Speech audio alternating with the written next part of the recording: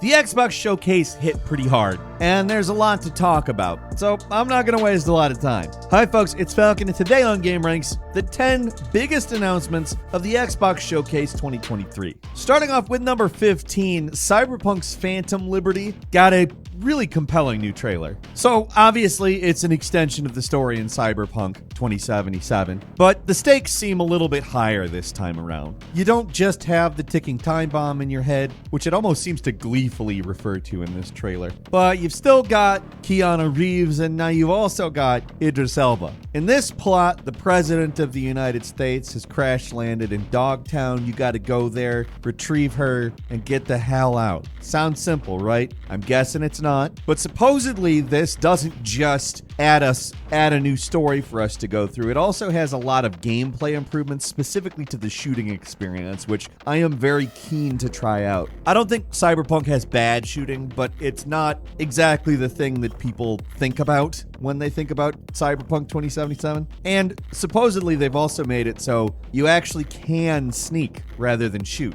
like to the point where they're calling it a spy thriller expansion, which definitely has me intrigued. Everybody who's gotten to have a hands-on with it seems to be really ecstatic about it and says it delivers on the promise that Cyberpunk 2077 never actually did. So as somebody who enjoys the actual game, but also does agree that it definitely isn't what they claimed it was gonna be, this is where I'm really happy they're landing. And also I'm happy they're releasing it before working on the game's sequel, because it sets the tone for that sequel. Phantom Liberty is going to be next-gen exclusive, so PS5, Xbox Series, and PC, and it's landing on September 26th.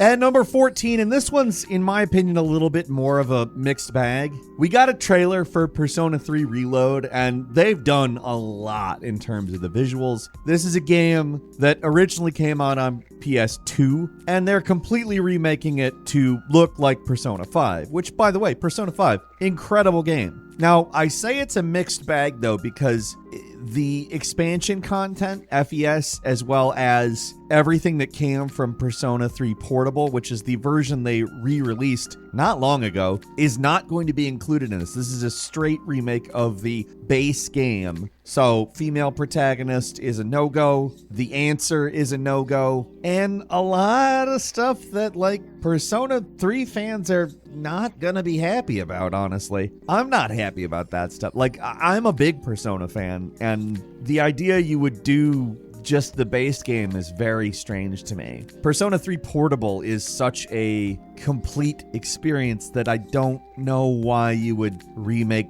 part of it. That being said, it looks great, genuinely. Like, to see the Persona 3 stuff and the Persona 5 style and sensibility is very cool, but it's a little bittersweet, and I hope that they change their mind on that. I realize it would take longer for them to make it, but man, I don't go back to Persona 3 Portable for the base game. And as far as I'm concerned, Portable is Persona 3, you know? But in any case, Persona 3 Reload is landing in early 2024. It's not just landing on Xbox. We'll see it on PlayStation, PC, and Nintendo Switch as well. It's not that I'm not excited about it. I actually am very excited about it. But there's just, wish that Portable stuff was there. At number 13 is Persona 5 Tactica, as implied by the title, a tactical RPG, which continues the adventures of the Persona 5 cast, this time pitting them in alliance with something called the Rebel Corps. I don't know anything about that. And I also don't know if it's going to be of the caliber of story that Persona 5 Strikers gave us, which was regarded by many, myself included, as all but a genuine actual sequel to Persona 5. And the only reason I would say it wasn't is it shifted so much in battle function. I'm not saying that the potential isn't there for this to be the same. It most certainly is. But it is also not attempting to look like Persona 5 in the way that Strikers was. Strikers was like, hey, this is more Persona 5, whereas Tactica has a much more chibi look to the art style, and I think maybe unintentionally looks a little bit smartphony in terms of what it is. It's obviously not a smartphone game, That's not necessarily an insult, though, because a good tactical RPG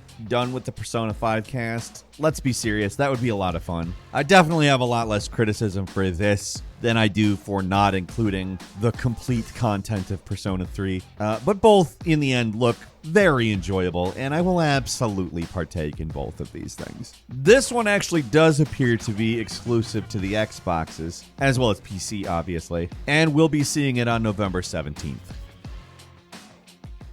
And number 12 is Still Wakes the Deep, a game from the Chinese Room. If you don't necessarily recognize the name of that developer, they did Amnesia, A Machine for Pigs, Dear Esther, Everybody's Gone to the Rapture, and Little Orpheus. This is a return to horror. They have not done one since Amnesia, A Machine for Pigs, and the trailer makes this one look very intriguing to me. First off, set on an oil rig. The only other thing off the top of my head I can think of vaguely like that is Metal Gear Solid 2's second half, or I guess more than half. And the big shell is obviously not a real oil rig. MGS5's mother base is aesthetically kind of similar. But this game is full-blown set on a real oil rig. Everything about it looks pretty accurate to what I know of oil rigs, which is admittedly not built on real-life experience of any kind. But there's a massive storm going on, and you have to escape this oil rig while saving as many people as possible. And honestly, that's enough for a game. The trailer already gave a nice creepy vibe. And to be truthful, I don't think I'd mind a fully man versus nature horror game. A storm like the one in this trailer would be scary on its own, but there is also something lurking in the dark. Exactly what I don't know, but this trailer does a very good job of creating an awesome atmosphere. Again, the setting is very unique. We have not seen enough games set there. I know somebody's gonna in the comments say, oh, but this game is set on an oil rig. Well, I didn't remember it while I was talking about this. Just letting you know. It's infrequent enough that I would consider this quite unique, and I'm very interested in it. It's not an Xbox exclusive. You'll see it on PlayStation and PC as well, although you'll get it first day on Game Pass through Xbox. That's their selling point. There's no exact date pinned down, but it's landing early 2024. I think extremely intriguing and cool looking. At number 11 is TowerBorne, what looks like a side-scrolling kind of beat-em-up, hack-and-slash action adventure. Comes to us from the developers of Banner Saga. This exists as a huge curveball in terms of the developer. I would not expect to see something like this out of them, and that has me rather excited, actually. In the story, the world has been overrun by monsters, and humanity is hiding out in a big tower called the Belfry. Now, there are RPG elements to this, but for the most part, it looks like something that you're going to see people who weren't typically interested in RPGs playing. The developers said, we really wanted to make a game that we could play with our families, play at conventions, make it a sit down and have fun kind of experience. We all love and are inspired by classic beat 'em up games and wanted to make one with persistence where we continue to expand the features and the gameplay modes for as long as possible. I'm just going to go ahead and say this, like Battletoads, Streets of Rage, Teenage Mutant Ninja Turtles on the SNES, and the more recent harkening back to it, the Scott Pilgrim beat 'em up. It's been a while, and this is an absolutely classic genre that I love playing together with friends and family. If TowerBorne is a good example of that, like, of course I'm going to buy this game and play the hell out of it. The one thing about it is that we don't know a hell of a lot about the story other than the basics. It is going to be a game where the story is unveiled in seasons, so hopefully they don't mess with us in terms of monetization stuff that bogs the pretty damn good concept down. I'm excited. I can't wait to play it. It's coming next year, and it is an Xbox exclusive other than PC. And number 10 is Metaphor ReFantazio, a brand spanking new RPG from Atlas, specifically headed up by the Persona 3 to 5 mainstays, director Katsura Hashino, artist Shigenori Sojima, and composer Soji Meguro. The game itself looks very much like it pulls a lot from Persona, as well as the Shin Megami Tensei series overall. A lot of social stuff unveiled in the trailer, and the battle system really looks like Persona 5, and that makes me me very happy. For me, this is actually kind of the best announcement of the 3 Atlas ones. We don't know if this one's going to be available outside of the Xbox ecosystem and PC.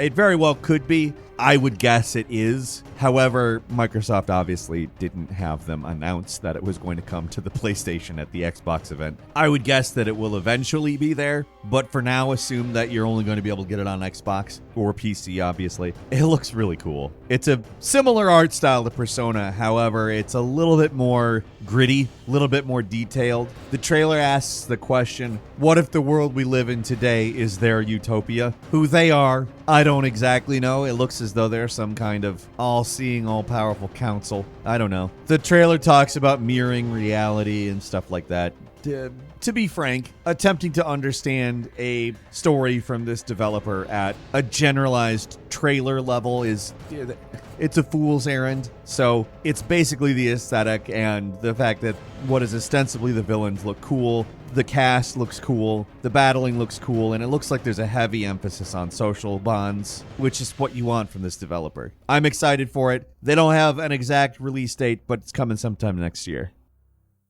And number 9 is Kunitsu-Gami, Path of the Goddess. Is it me, or did Microsoft hear the song Turning Japanese and go, yeah, let's do it? I mean, this is the right way to go if you want to bring people like me into your ecosystem. I'm obviously already in the Xbox ecosystem, but this is a brand new game from Capcom that it has some pretty severe Onimusha vibes, but I don't want to get too heavily into comparing it to that because all I really want to say is, I mean, there are a few games that are coming out on the Xbox that really harken back to the PS2 original Xbox era, and that is making me real happy. This one's probably the one that most particularly looks like it, although it's certainly not the only one. This is some otherworldly, surreal, even sometimes grotesque, but very colorful stuff mixed with feudal Japanese architecture in terms of style. It's otherworldly, it's mystical, it's I think a hack and slash. Reminds me a little bit of Devil May Cry, although a little bit not. They do note that they blend strategy,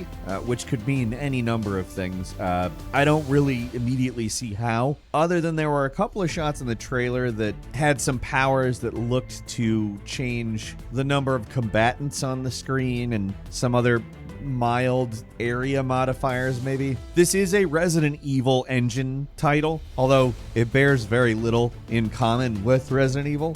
Looks, honestly, just extremely creative and cool. Exactly what it is, I think we'll learn more as we get closer to release, which we don't have a date for. We do know it will be available on Game Pass launch day on PC and Xbox Series.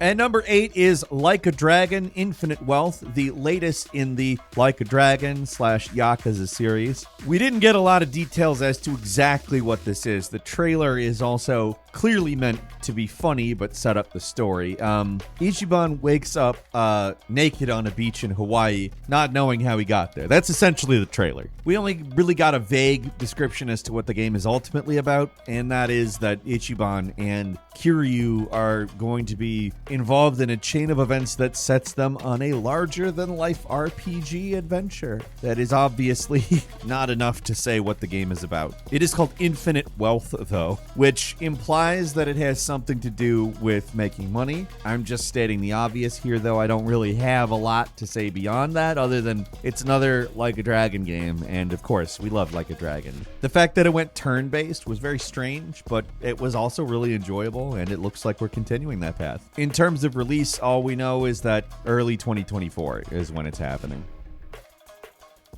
At number 7, we got a gameplay reveal for Payday 3. And I gotta go ahead and say that this is a very pretty looking game. It really looks like they're ratcheting things up a notch with this game. First off, it's a fantastic trailer. Is it the best looking game I've ever seen? Obviously not. Payday isn't really known for that, but it is a nice big upgrade to the visuals, at least in my opinion. But more importantly, we saw a lot of new mechanics on display. I mean, people love Payday. I love Payday. I really love the scale of what was shown in this trailer. They were all over the building. We saw machinery being used, turrets. We saw somebody bore through the floor, possibly burn through the floor. I'm not 100%, but it all looks crazy good. I mean, there's not a lot that a trailer can do to get me hyped and excited nowadays. The Tears of the Kingdom one managed it recently, and gotten to the point where we made a video about it, but I gotta say, this gameplay reveal trailer of Payday 3, it's in that area for me. Really well done. I'm super excited to be playing this game. Payday 3 is gonna land on September 21st. We will obviously have more as we get more. At number 6, we have Microsoft Flight Simulator 2024, which, I mean, it's hard to get super hyped about, I'll say. That said, I wasn't really expecting there to be anything but upgrades to the current Microsoft Flight Simulator. Looks like we're getting a totally new one, though, which is touting itself as taking advantage of the latest technologies in simulation, cloud computing, machine learning, and advances in graphics technology. It does seem as though there's going to be search and rescue, as well as farm/agricultural piloting. Like, there's more variety in what it seems like they're intending to allow you to do. Cargo transport with helicopters, etc. Charter service, air racing. I mean, there's a long list, and I'm not going to get to the entire thing. They really wanted to show off how many new types of things you're going to be able to do. It's going to be landing sometime in 2024 on Game Pass. It's obviously a Microsoft title, so don't expect it anywhere other than PC and the Xbox Series. It looks great.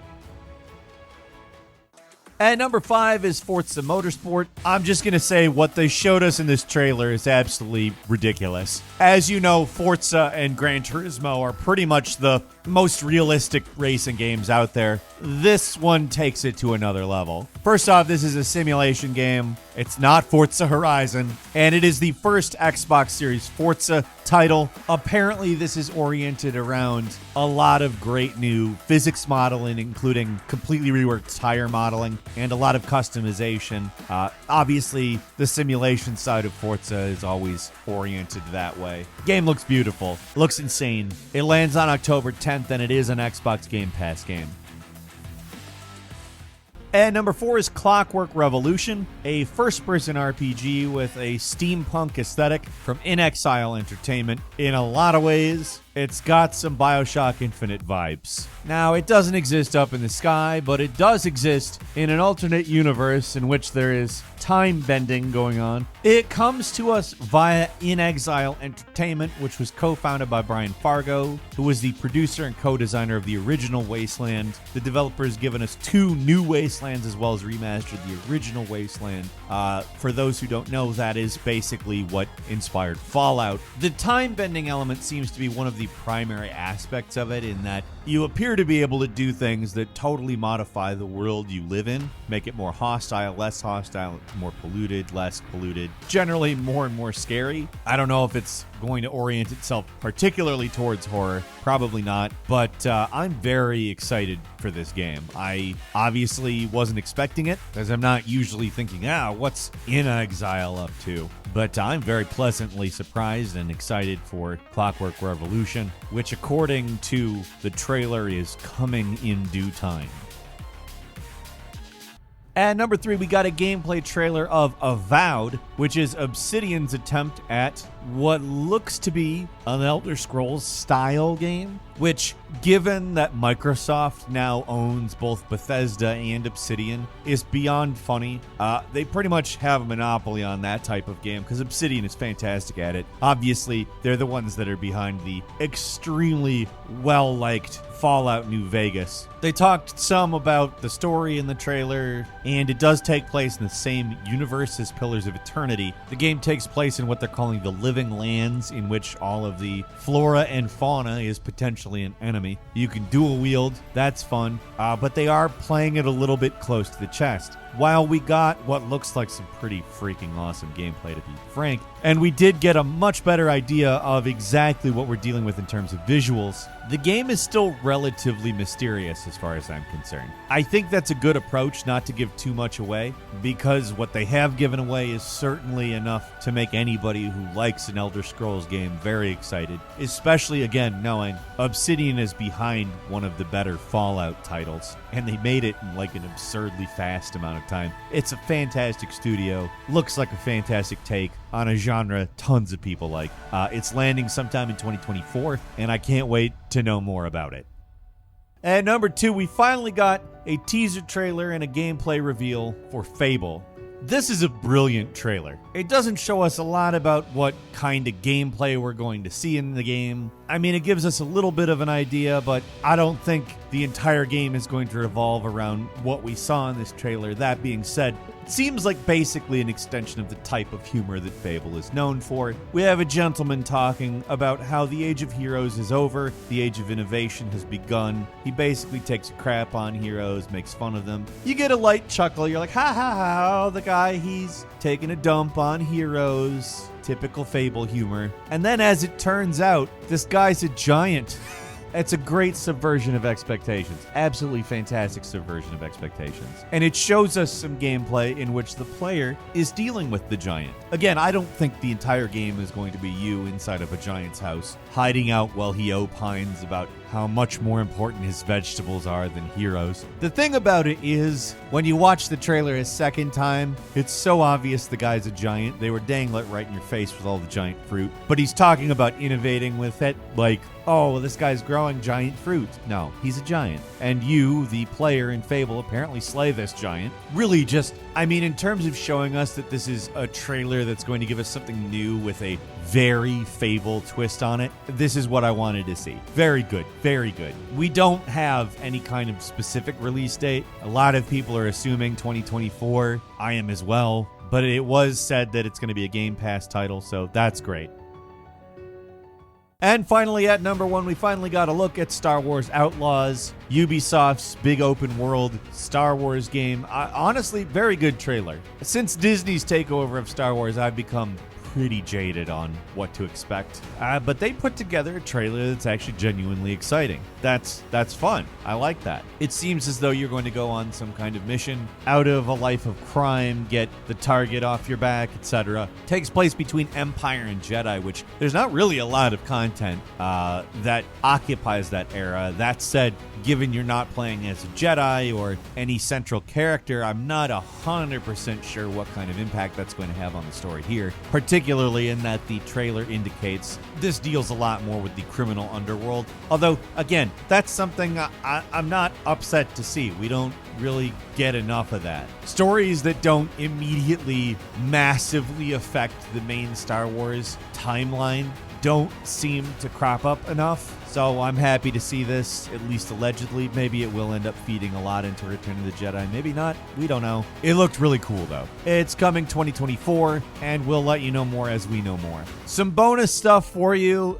They did show us a 45-minute deep dive on Starfield. There was an absurd amount of information that frankly could occupy its own video, but one of the things we wanted to quickly say, they're locking the frame rate to 30 on the Xbox Series, not because it's apparently incapable of hitting 60, but that they want it to be consistent rather than sometimes at 60, sometimes around 30. And I get that. I'm not particularly upset about it, but I know some will. It does look really cool. I'm going to go ahead and say that, though. I think Starfield definitely is going to be worth the wait. Next is Jusant, a new action puzzler from French developer Don't Nod, creators of Life is Strange. Looks very, very different from Life is Strange. However, there is a very slight visual nod. I think it's recognizably a Don't Nod game. But the premise here is that you are climbing a mountain. It has an extremely unique look to it. It's bathed in reds from a sunset and sand. And there is a demo available. I would recommend playing it. I checked it out. It's very different and intriguing. Don't Nod, I think,